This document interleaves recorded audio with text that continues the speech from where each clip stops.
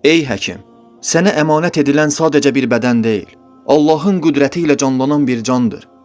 Əsla unutma, insanların kədərindən mənfəət güdmək nə peşə əxlaqına, nə də Allah qorxusuna sığar.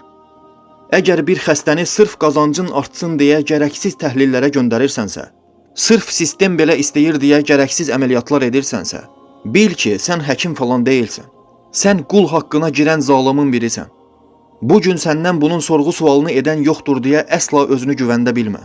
Çünki sabah ilahi məhkəmədə o xəstə Allahın huzurunda səni şikayət edəcək. Ya Rəbbim, bu adam mənim bədənimi özü üçün qazanc qapısı etdi deyəcək. Bax o zaman nə sənin diplomun işə yarayar, nə də sistem səni xilas edə bilər. Sadəcə əməlin və hesabın qalar əlində. Ey həkim, peşəni ibadətə çevir. Bir xəstəni müalicə etdiyin zaman niyyətini Allah üçün tut. Bir yetimin atasını Allahın izni ilə həyata qaytarmaq, bir pərişan ananın balasını sağaltmaq, bir yaşlının duasını almaq. Bax, əsl sərvət budur. Otağında kamera olmaya bilər, amma Allah hər daim səni görür və nə etdiyindən də xəbərdardır. Unutma ki, insan həyatı istismar etmək üçün qazanc qapısı deyildir. Can Allahın əmanətidir, sən də bir vəsiləsən.